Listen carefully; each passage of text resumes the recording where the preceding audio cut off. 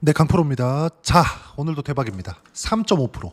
계속해서 고가를 높여가고 있는 상황입니다. 그리고 여기 월봉으로 돌려서 볼게요. 그러면 완벽한 추세 구간에 접어들었다. 그리고 제가 말씀드렸죠. 지금 우리가 봐야 되는 부분은 미국 쪽에서도 이야기가 지금 나오고 있고 실제 2050년까지 행정명령, 그쵸? 원전을 4배 늘리겠다는 행정명령이 실제 진행이 됐습니다.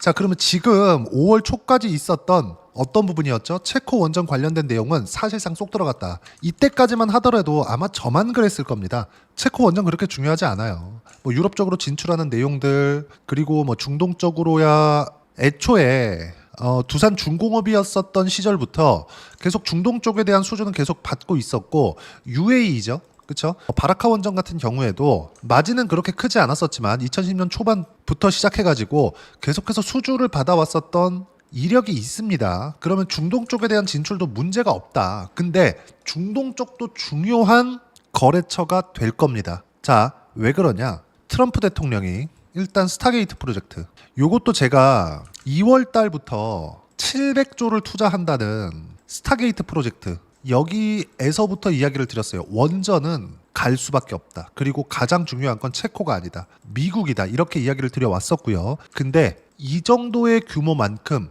사우디를 포함해서 중동 쪽, 특히나 사우디에서 뭘 한다고 이야기가 나왔느냐?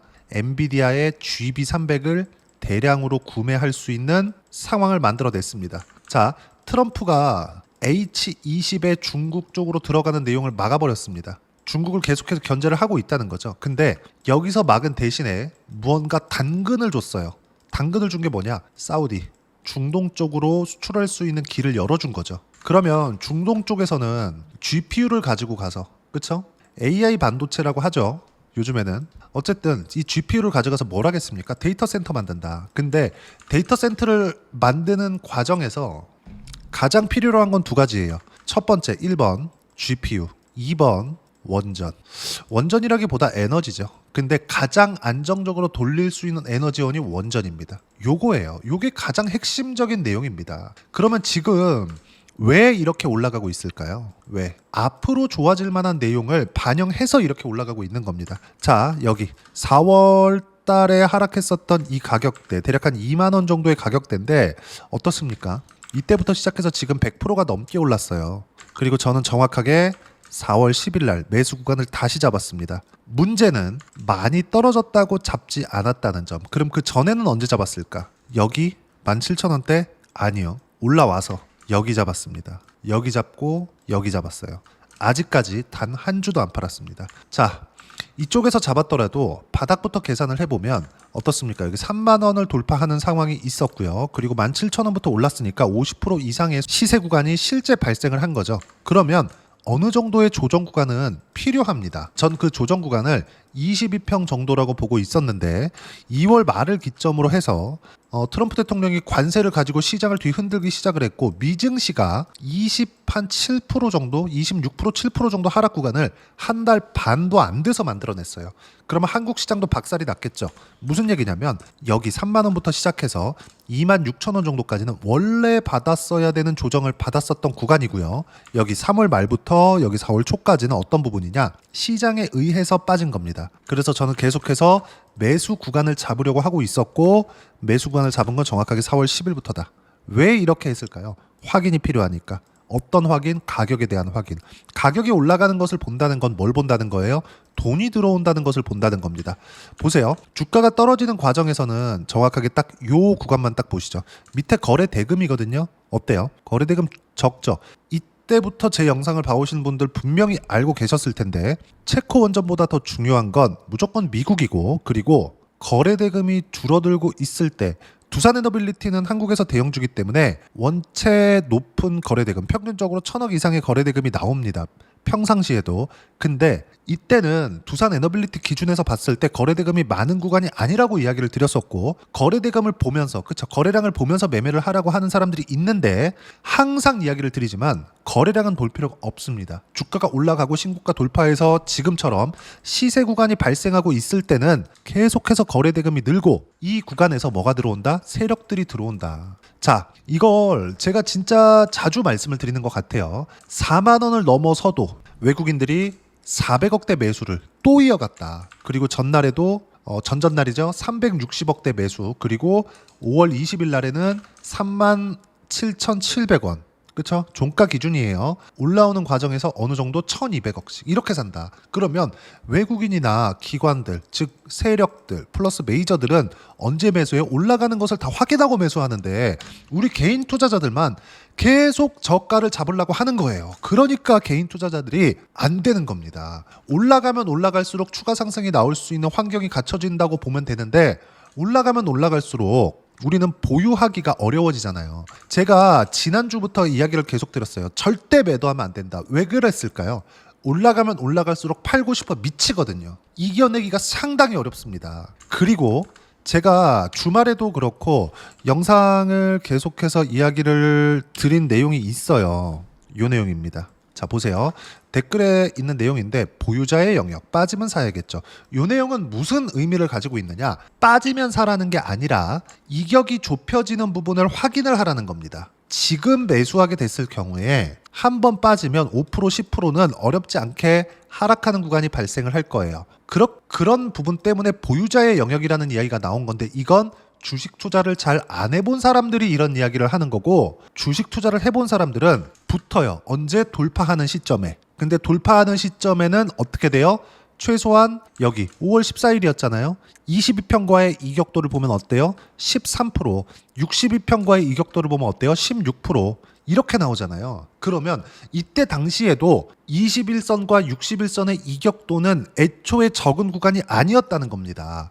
그럼 지금 같은 상황은 어때요? 21선과의 이격도는 23%, 그리고 61선과의 이격도는 35%. 그쵸? 무슨 얘기냐면 이동평균선과의 이격이 주는 구간이 있습니다. 그러면 떨어지면 매수하는 게 아니라 횡보하는 구간, 그리고 최소한의 이격 조절을 받는 구간, 그건 기간 조정일 수도 있고 가격 조정일 수도 있는 겁니다. 반드시 이걸 기억하고 있어야 돼요. 이동평균선과의 이격을 조절하고 나서 주가가 다시 상승을 합니다. 물론 지금 시세가 아직 안 꺾였어요. 장중에도 변동성을 계속 만들죠. 여기서는 하나입니다. 22평을 만나고 가거나 아니면 그냥 더 올라가서 위에서 22평을 만나거나 위쪽에서 22평을 만나는 경우도 있고 지금 이 구간 42,000원대에서 22평을 만나는 경우도 있습니다. 그러면 두 가지 경우죠. 올라가서 쉬면서 22평이 올라오면서 만나거나 여기서부터 등락 거치면서 22평이 올라올 때까지 기다리거나 둘 중에 하나예요. 그러면 이평선이라는 건 뭡니까? 우리가 그 본질적인 내용을 생각하지 않으면 정말 주식 투자는 너무 어려워진다. 본질적인 내용은 뭐예요? 이격을 줄이는 건데 이격을 줄인다는 건 어떤 내용이냐? 여기서 주가가 하루하루 등락을 하잖아요. 그러면 22평 자연스럽게 올라와요. 왜? 이평선은 평균 가격이니까. 차트를 다들 어떤 패턴이 만들어지면 사세요.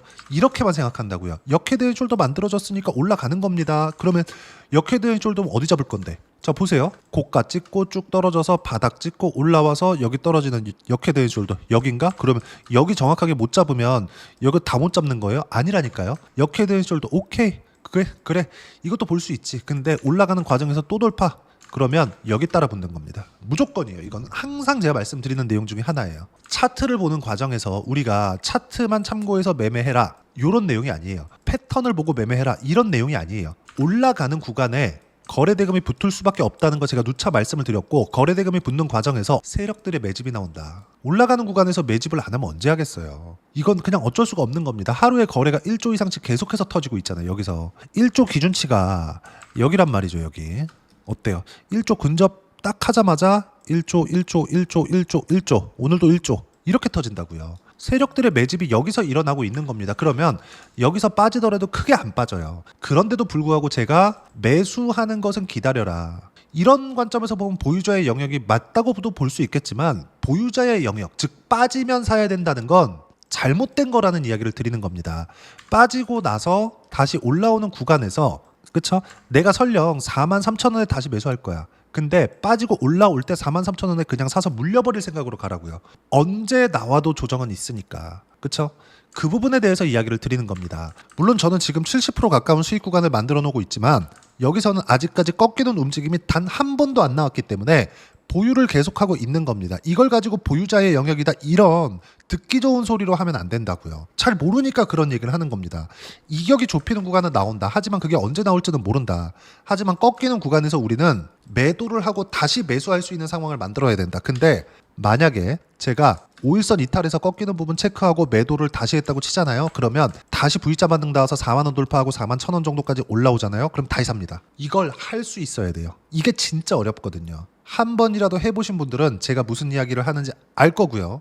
이게 답이라는 걸 알고 계실 겁니다. 그리고 이런 내용도 있습니다. 댓글에 요거 원자력 업종에 확신이 있으면 어느 때건 사도 되겠지만 두산 에너빌리티는 시장 기대만큼 돈은 못 번다. 원자력 업종에 확신이 있으면 어느 때건 사도 된다. 이건 잘못된 이야기입니다. 저는 확신이 있는데도 불구하고 내려갔을 때 사지 않았어요. 왜? 세력들이 들어와 줘야 되니까. 무슨 얘기냐? 시장에서 인정을 해줘야 되니까. 시장에서 인정을 해주는 가격대가 어디였어요? 작년 5월, 6월, 7월 그리고 요거는 고가 돌파 못했죠. 패스. 그리고 1월, 2월 초 그리고 여기는 시장에서 빠진 만큼 즉 시장의 영향을 받아서 하락한 구간이기 때문에 여기는 그냥 고가 돌파를 확인하지 않더라도 어떻게 됩니까? 반등을 확인하는 것만으로도 매수할 수 있는 구간이기 때문에 제가 매수 구간을 잡았었던 거고요. 이쪽 구간에서는 당연히 매수 구간을 잡을 수 있죠. 왜? 고가 돌파가 다시 나왔으니까. 보세요. 2만 원대부터 3만 원 근처까지 올려왔어요. 50%를 또 땡긴 겁니다. 언제? 미증시가 반등할 때. 그러면 미증시가 반등하는 과정에서 두산에너빌리티는 고가를 돌파를 했기 때문에 미증시보다 강한 움직임을 보이고 있고 미국에서 SMR이죠. 뉴스케일 파워의 주가도 폭발적인 상승세를 만들어내고 있고 어저께는 미증시가 휴장이었지만 SMR도 약간의 기간 조정은 받을 수 있겠죠. 왜?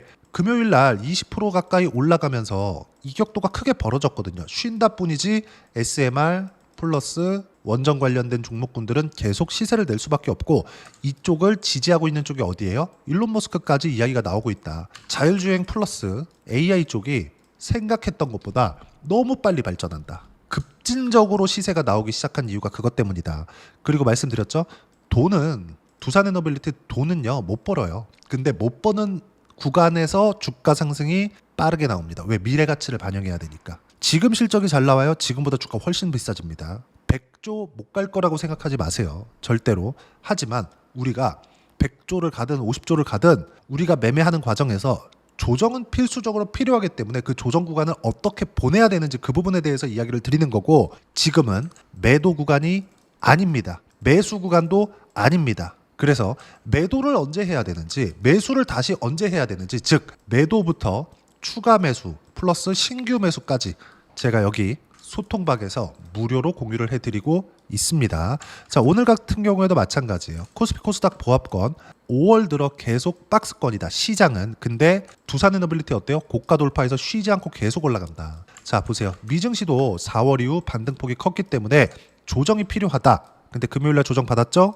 그리고 월요일날 휴장이었고 이제 다시 상승 구간에 접어들 거예요. 하루 이틀 더 걸릴 수 있어요. 근데 그런 과정에서도 두산에너빌리티는 계속 강한 움직임을 보이고 있다는 점. 자, 그리고 여기 이렇게 제가 미증시가 꺾이지 않는다고 말씀드리는 건 트럼프가 바라고 있지 않기 때문이다. 그리고 채권 금리 관련돼서 제가 지난주 주말까지 해가지고 이야기 계속해서 드렸거든요. 30년물 채권이 5%를 넘나드는 과정에서 이거 뭔가 잘못됐다. 근데 채권 쪽으로 뭐 잘못된 시세가 나왔을 때는 무조건 연준에서 개입할 수밖에 없습니다. 시장이 너무 충격적으로 빠진 상황이 또 나왔다면. 왜? 시스템 리스크. 금융시장이 붕괴될 수 있기 때문입니다. 근데 그 이후에 채권금리 같은 경우에도 어떻게 됐느냐? 다시 여기 보세요.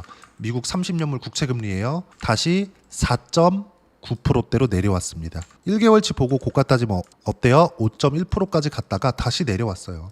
미국 경쟁력 잃는다며 채권 난리 났다며 이것 때문에 미증시 빠진다며 근데 실제 그렇게 나왔어요? 나오지 않았죠. 그리고 만약에 이것보다 더 올라가서 5.5, 6% 이렇게 올라가면 미증시 박살납니다. 실제 박살나요. 근데 그렇게 됐을 때는 어떻게 돼요? 두산에너빌리티도 조정 받을 수 있어요. 근데 받아야 되는 조정을 받는 거고 이걸 확인하고 나서 제가 말씀드렸잖아요. 4만 원을 보고 3만 5천 원에 매도 하나 5만 원을 보고 4만 5천 원에 매도 하나 6만 원을 보고 5만 5천 원에 매도 하나 어차피 우리는 고가는 못 잡는다. 근데 시세를 확인하는 과정에서 우리가 다시 매수할 수 있는 기술적인 내용 스킬을 익혀야 되고 이걸 익혔을 때는 우리가 매도부터 다시 매수하는 구간까지 다시 잡을 수 있는데 시장에는 여러 가지 변수가 있어요. 근데 그 변수가 채권 관련된 변수가 미국 시장에서 터졌다? 그럼 달러가 패권을 잃게 되는 건가?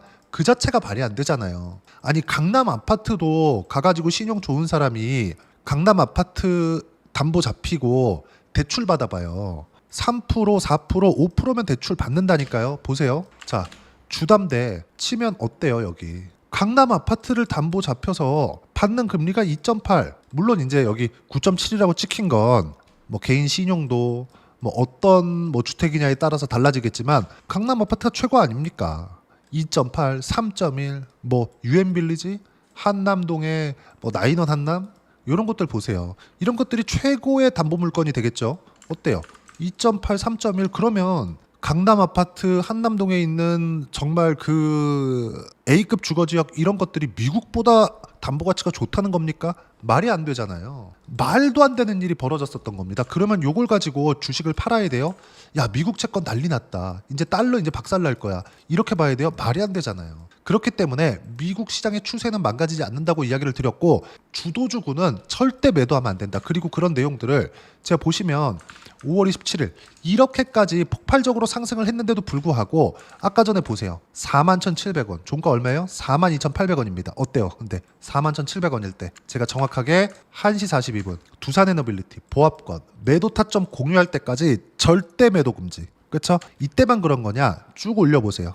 아무 때나 찍어볼게요. 여기 쭉 보시면 자 5월 23일입니다. 그렇죠? 41,000원 딱 넘어갔을 때 7% 상승 4만원 돌파 매도 신호 공유한다. 절대 매도 금지. 한 주도 팔면 안 된다. 이렇게 이야기를 드리는 이유가 뭐예요? 추세가 잡혀 있고 두산에너빌리티가 미래 가치를 반영하는 신고가 이후의 시세를 내는 즉 가야 될 때 갔기 때문이다. 그러면 우리는 떨어지는 것을 확인하고 매도해도 충분하다. 그리고 그런 부분들을 소통방에서 무료로 공유를 해드리고 있으니까 구독과 좋아요 눌러주시면 무료 입장 가능하고요.